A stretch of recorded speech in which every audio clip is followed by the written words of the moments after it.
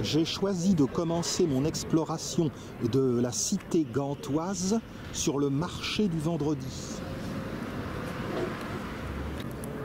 Cette place est très certainement l'un des cœurs battants de Gand.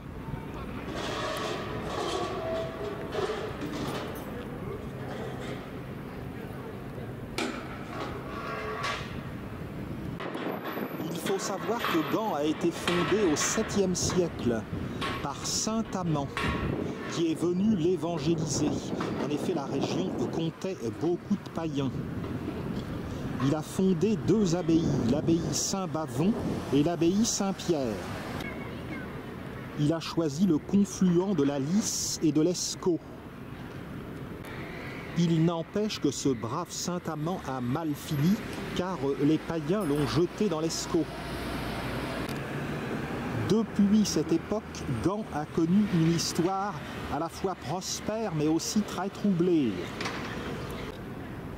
Et sans aucun doute, comme vous l'allez voir, c'est une des plus belles villes d'Europe.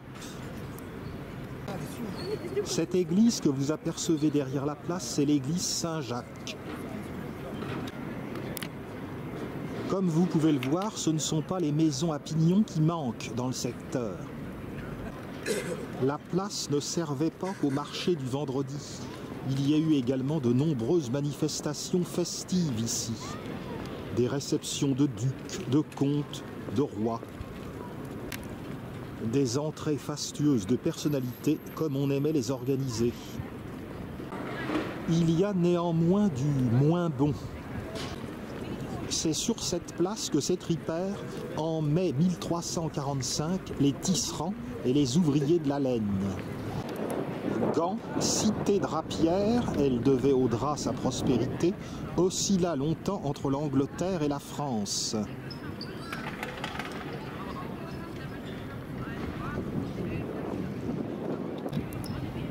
Au centre de la place trône un héros gantois, Jacob van Artevelde. Il fut le meneur des insurgés gantois, mais il finit assassiné. Son fils, Philippe van Artevelde, poursuivit son action.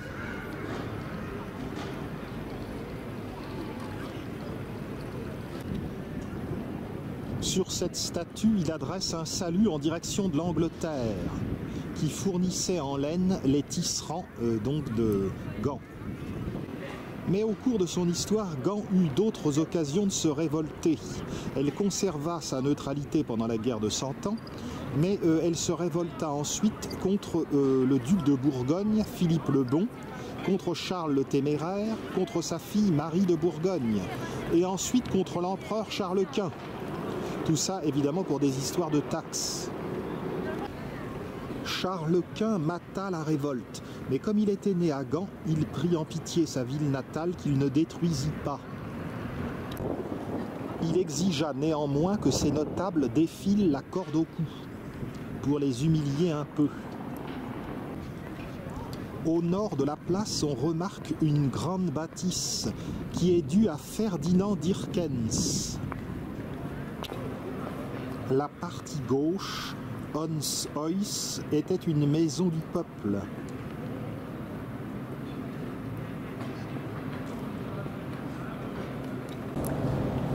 Et à droite, c'était un entrepôt de vêtements pour les associations professionnelles socialistes.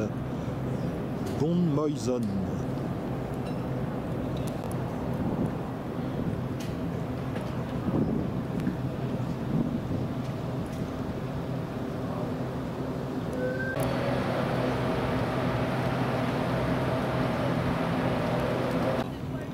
À l'autre bout de la place, la maison à tourelle, Haute Toreken, date de la moitié du XVe siècle. Elle appartenait à la corporation des tanneurs. On y vendait de la toile et lorsque ce n'était pas de la qualité, eh bien, les éléments, les pièces étaient suspendues à la balustrade en signe de punition, de remontrance.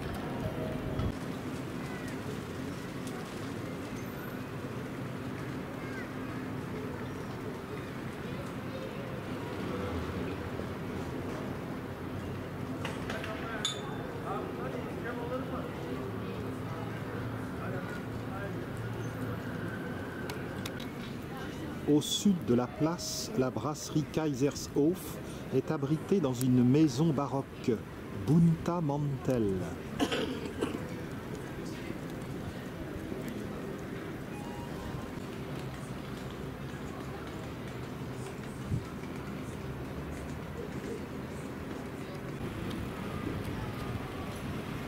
Un rayon de soleil aurait été plus sympa, mais je crois qu'il ne va pas falloir y compter pendant mes vacances.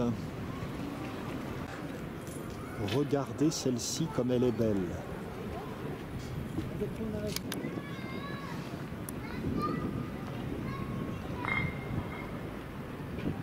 Inutile de dire que de nombreux cafés et brasseries se trouvent ici, et ils sont plutôt chers.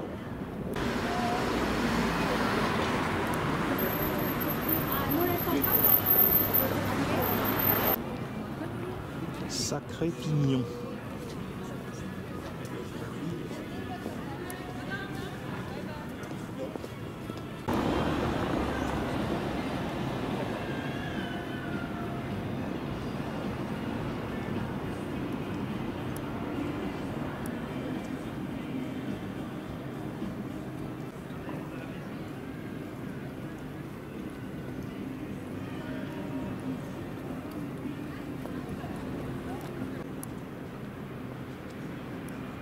La Bodelostraat est de toute beauté.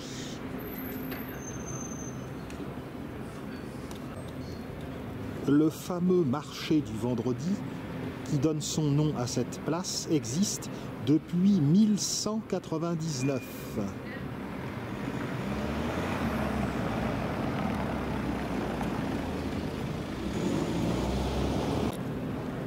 Retournons examiner d'un peu plus près la statue de Van Artevelde. Jacob Van Artevelde était donc le leader des insurgés gantois. Que s'était-il passé? Ce qui s'était passé en pleine guerre de 100 ans, c'est que les comtes de Flandre avaient pris cause pour le roi de France. En représailles, le roi d'Angleterre avait décidé de ne plus exporter la laine vers la Flandre. Résultat, les ouvriers de la laine se retrouvaient sans travail. Évidemment, ils se révoltèrent et le fameux Jacob Van Artevelde prit leur tête, leur défense, et donc il y eut ici de sacrées émeutes. C'est grâce à lui que le boycott prit fin. Et c'est sur cette place que le roi d'Angleterre, Édouard III, se fit proclamer roi de France.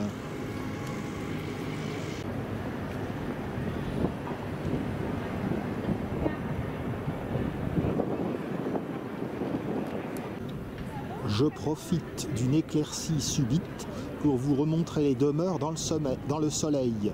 Vous voyez que j'avais tort de désespérer de la Providence. Sans aucun doute, Sainte Rita, patronne des causes désespérées, m'a entendu. Après la pluie, le beau temps, comme disait la comtesse de Ségur.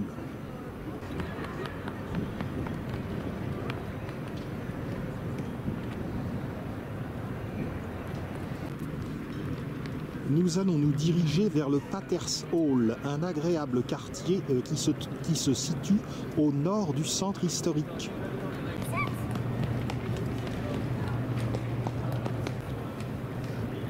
Tout ceci ne manque pas d'allure.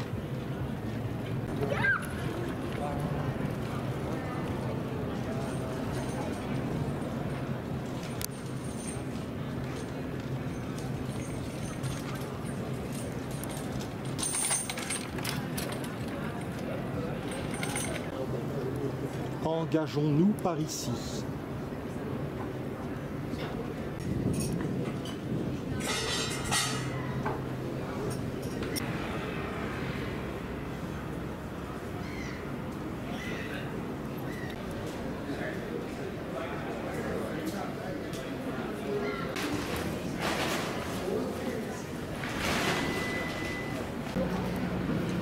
Voici les cuberdons. Cette petite spécialité sucrée est fabriquée à Eeklo, au nord de Gand. On franchit un petit pont. Gand est est une ville d'eau.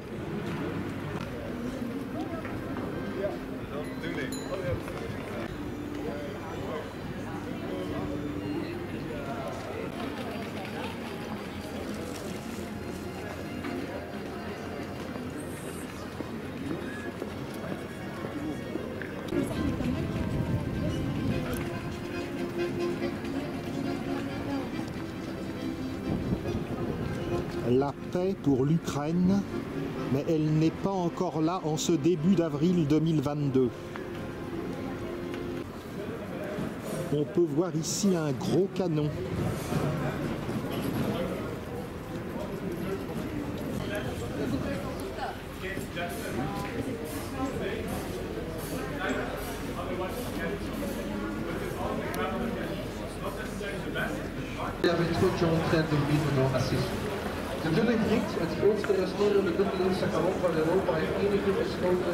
J'espère bien faire une promenade en bateau.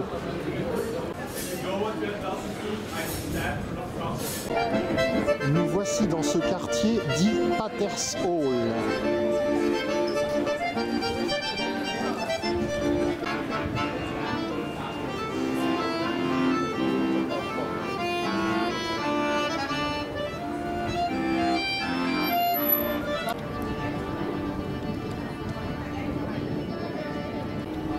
Le Patershall est caractérisé par un entrelac de ruelles avec beaucoup de petits restaurants.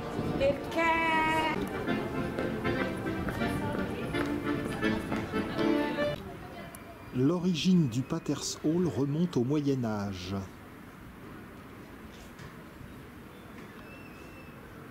Au début, c'était une propriété militaire des comtes de Flandre. Ce fut ensuite une cité résidentielle pour les magistrats et les avocats. Plus tard, les artisans et les marchands s'y installèrent. Au XIXe siècle, le quartier devint plus populaire et peuplé par des ouvriers, les maisons de maîtres étant divisées en courées, petites maisons d'ouvriers. Rue des Carmélites. Il ne faut pas hésiter à se perdre dans ce Patershall. Le quartier est aujourd'hui très branché. Il y a 300 familles qui habitent ici et donc il y a de nombreux petits restaurants. J'ai mal lu, pardonnez mes yeux fatigués, c'est même 500 familles qui habitent ici. D'où vient l'origine du nom Patershall? En fait, dans le quartier, au Moyen-Âge, il y avait un petit tunnel par lequel les religieux allaient s'approvisionner en eau dans la Lys, d'où l'appellation Patershall, le trou des pères. Le petit tunnel se trouvait sous le couvent des Carmes, et je vous y emmène. Hertogstraat, rue du Duc.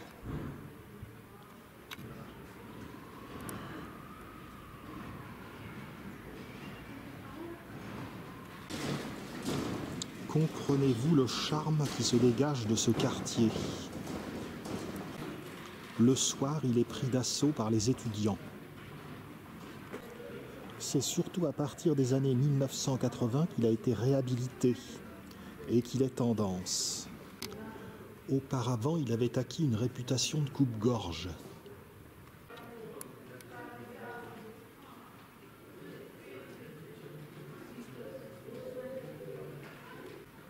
Cette belle maison date de 1760. Louis XV régnait en France. Le couvent des Carmes où je vous emmène sert aujourd'hui de centre culturel gantois. J'ai prié Sainte Rita et finalement elle m'envoie le beau temps. Comme quoi elle s'y connaît vraiment en cause désespérée, cette Sainte Rita.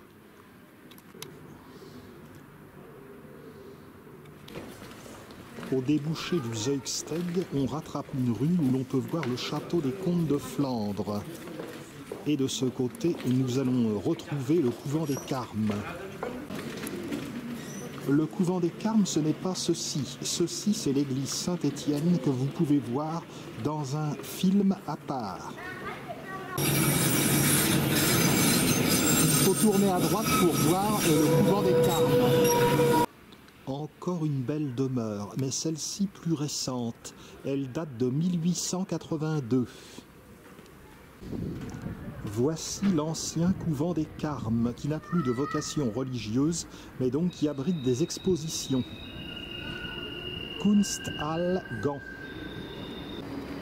Le monument date du XIIIe siècle. L'église a été bâtie en 1328. Il y a également un hospice et une brasserie. Racheté par la ville en 1881, il est devenu musée et entrepôt.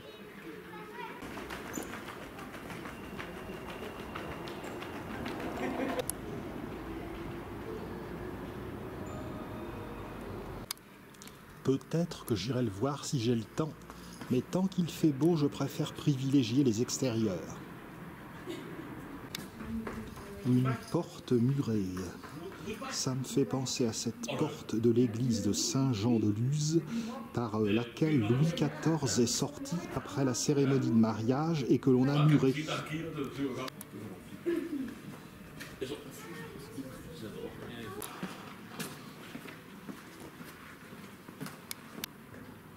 Les pavés des Flandres. Ça me fait penser que c'est aujourd'hui, 3 avril, que se déroule le célèbre Tour des Flandres.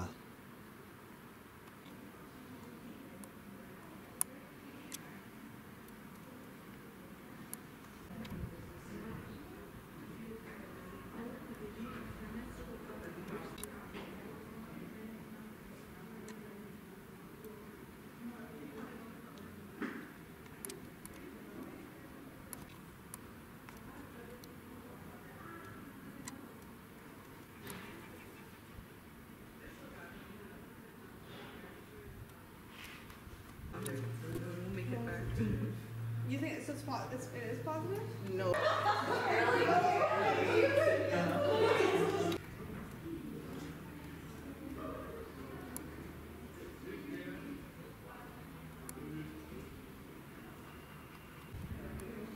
Quel charme ce Pater's Hall!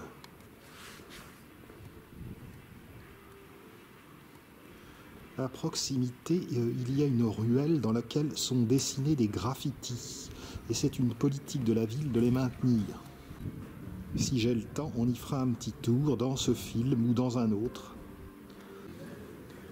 Puisque je visite le nord du centre-ville de Gand, je décide de me rendre au vieux béguinage Sainte-Élisabeth. Mais gagnons le bord de la Lys, ce sera toujours agréable.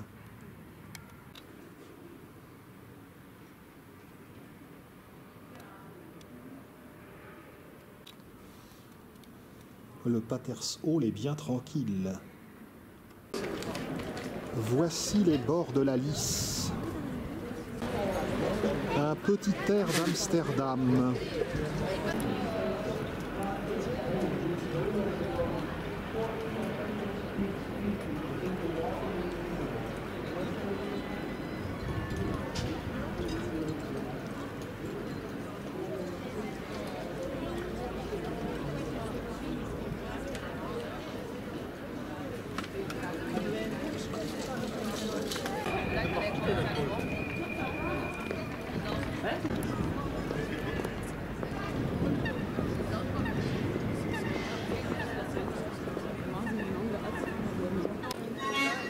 €9 la balade en bateau, ça les vaut. Je me souviens de l'avoir fait en 1992, ça ne remonte pas d'hier.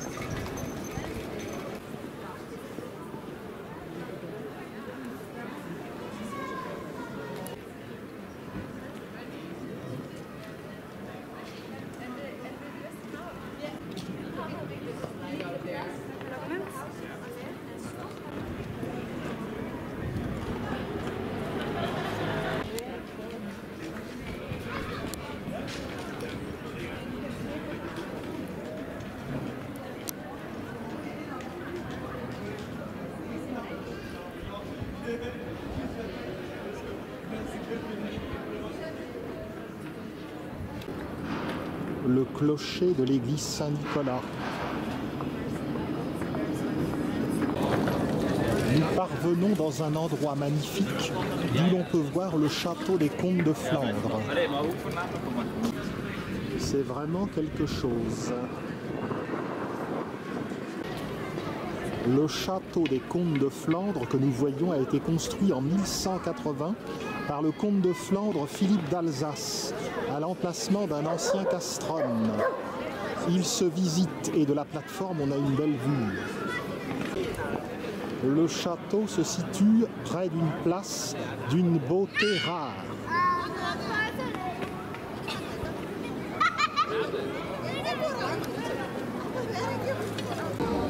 Le lion des Flandres peut être fier.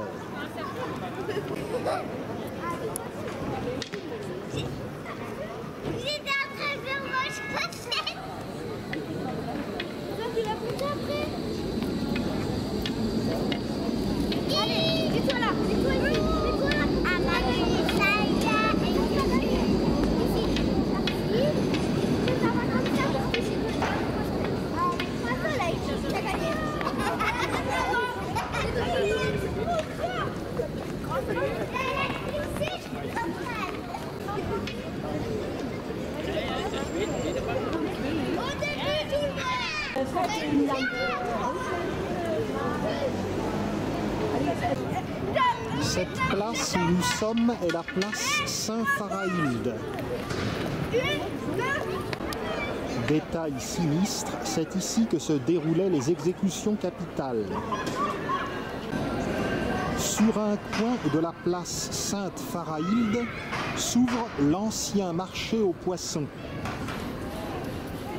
Et on a beau être très catholique ici, c'est cependant une statue de Neptune qui domine l'édifice. L'ancienne halle aux poissons a fait l'objet d'une restauration.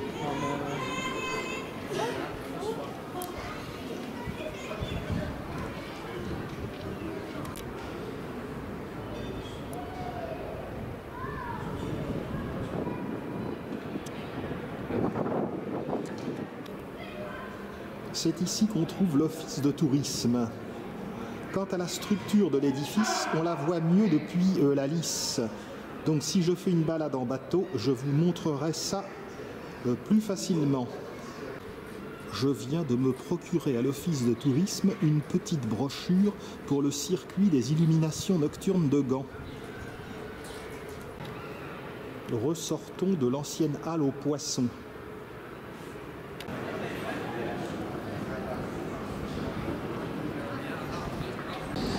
C'est en 1689 que le marché aux poissons s'était installé ici, sur la place Sainte-Pharaïlde. Au-dessous de Neptune, deux allégories. Un homme, de ce côté à gauche, c'est l'Escaut. Une femme à droite, c'est son affluent, la Lys. Aussi incroyable que ça puisse paraître, jusqu'à sa rénovation récente, l'ancien marché aux poissons a servi de centrale de pneus, de car-wash et de bowling.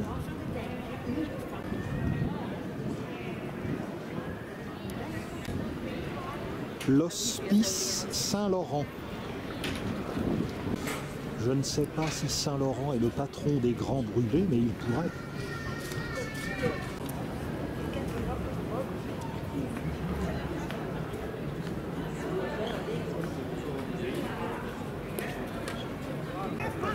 Je dirige mes pas de ce côté à présent. Quittons les parages de cette place hypnotique.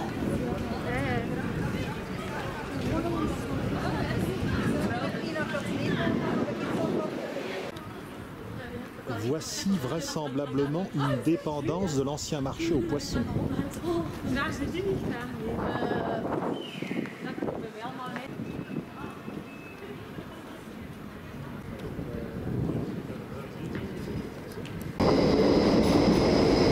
Difficile de s'ennuyer à Gand.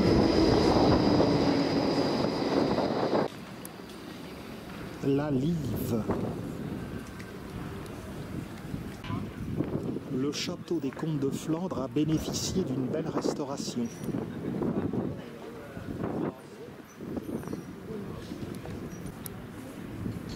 Les merveilles du centre-ville.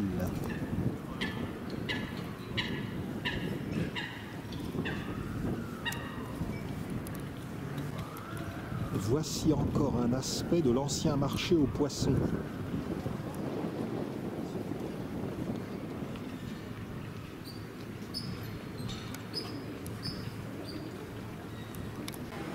La Burgstraat, rue du Château, comporte également de belles demeures. C'est en prenant cette direction que nous allons aboutir dans un premier temps à l'église des Carmélites et ensuite à l'ancien béguinage Sainte-Élisabeth.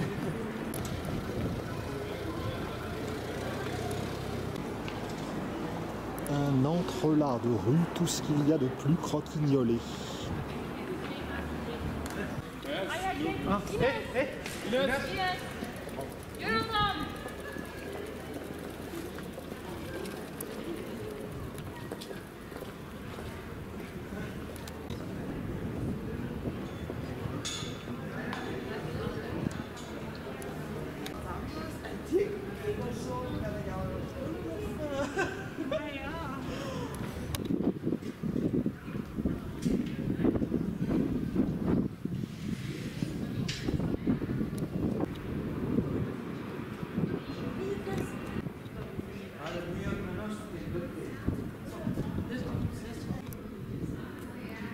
Les éléments architecturaux de différentes époques se succèdent avec bonheur.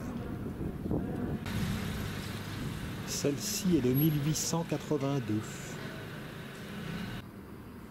Me voici parvenu devant la façade de l'église des Carmes, dit également des Carmes d'Échaud. Tout à l'heure, dans le Paters Hall, nous avons vu également l'ancien couvent des Carmes, mais c'était les Carmes chaussés. J'en conclus donc que les Carmes d'Échaud sont déchaussés. Mais je ne suis pas assez versé dans toutes ces choses religieuses pour l'affirmer.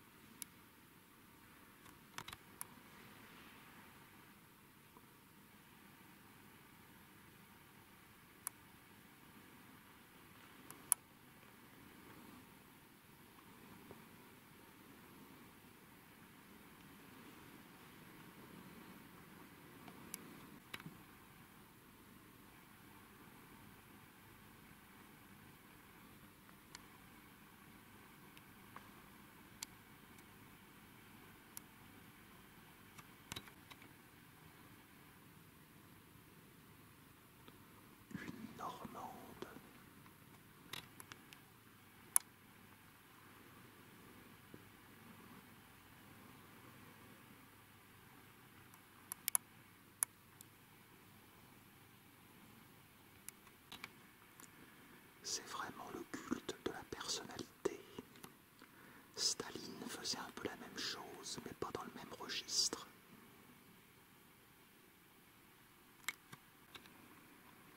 Celui-ci a un joli bavoir. Méduse la gorgone. Étrange de trouver de la mythologie grecque ici.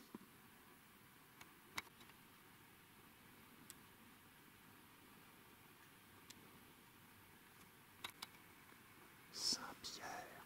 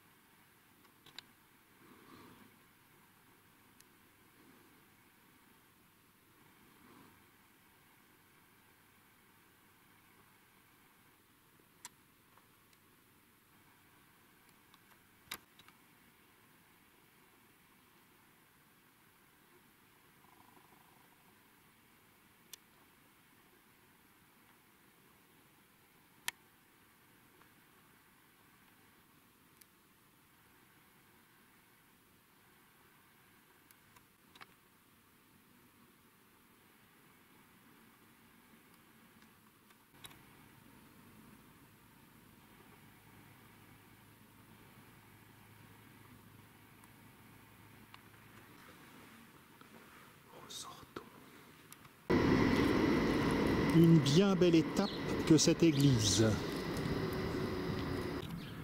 Mais l'heure avance. Dirigeons-nous vers l'ancien béguinage.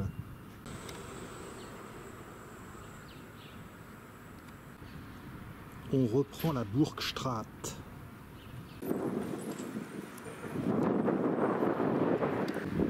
Nous allons parvenir à la place Sainte-Élisabeth.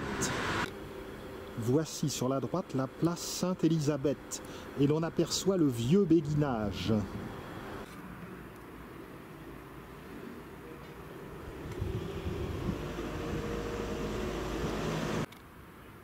Une rue curieuse se détache de là, la Provenirsterstraat. Nous l'irons voir tout à l'heure. Les béguinages sont toujours des endroits pleins de charme. Pour ceux qui n'auraient pas vu mes films où j'ai filmé des béguinages, je me répète, un béguinage est un endroit, un lieu clos dans lequel vivaient des béguines, c'est-à-dire des femmes pieuses n'ayant pas prononcé leurs vœux religieux, qui devaient rester célibataires, faire vœu de chasteté, mais qui pouvaient tout de même avoir un patrimoine et qui pouvaient quand même quitter la communauté pour se marier, puisqu'elles n'étaient pas religieuses véritablement. L'ancien béguinage Sainte-Élisabeth s'est développé à partir du XIIIe siècle. Il est ouvert, il débouche sur la place Sainte-Élisabeth. Il n'est pas entouré de murs, comme le petit béguinage que vous verrez dans un autre film, ou également le grand béguinage Sainte-Élisabeth de Saint-Amand, de Mont-Saint-Amand. L'endroit comporte une église, la maison de la supérieure, une infirmerie, plus de 100 maisons de béguines, un verger, et puis cet endroit où l'on pouvait autrefois étaler le lin.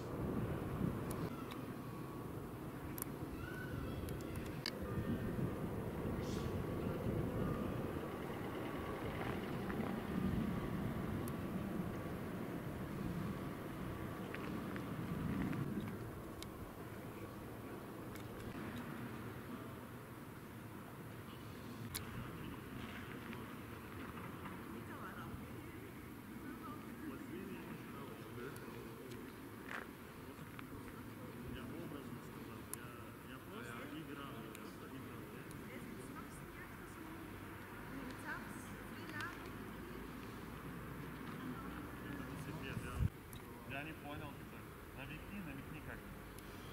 Я в основном помню все, начиная с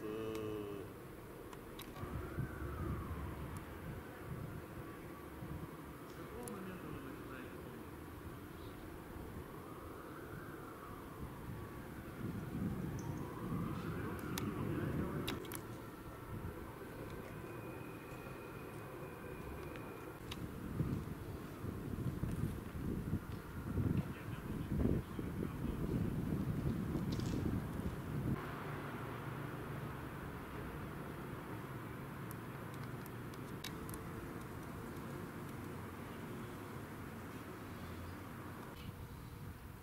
La façade de l'église du béguinage.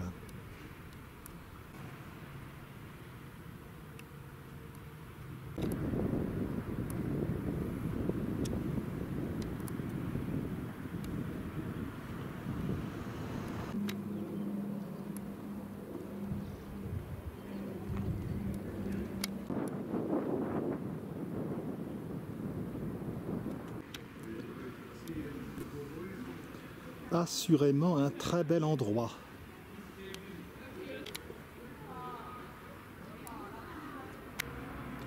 À présent, engageons-nous dans la fameuse petite ruelle dont je vous ai parlé tout à l'heure.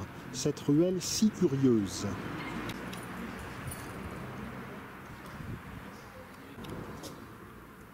Elle est toute blanche. Il y aurait des roses trémières et zou, je me croirais sur l'île de Ré. Saint-Dominique.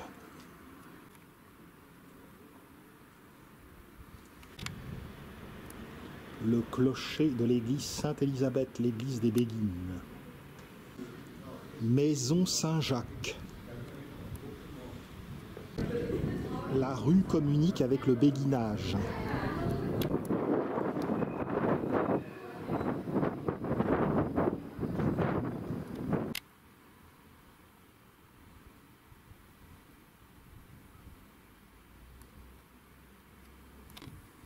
Maison Sainte-Jeanne.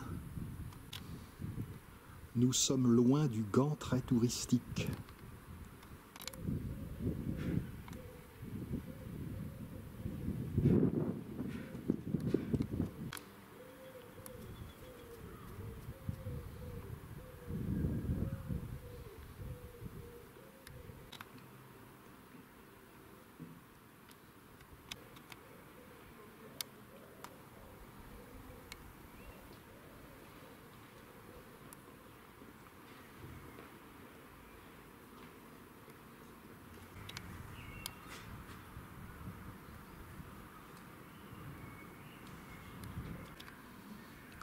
Il y en a qui apprécient leur quartier.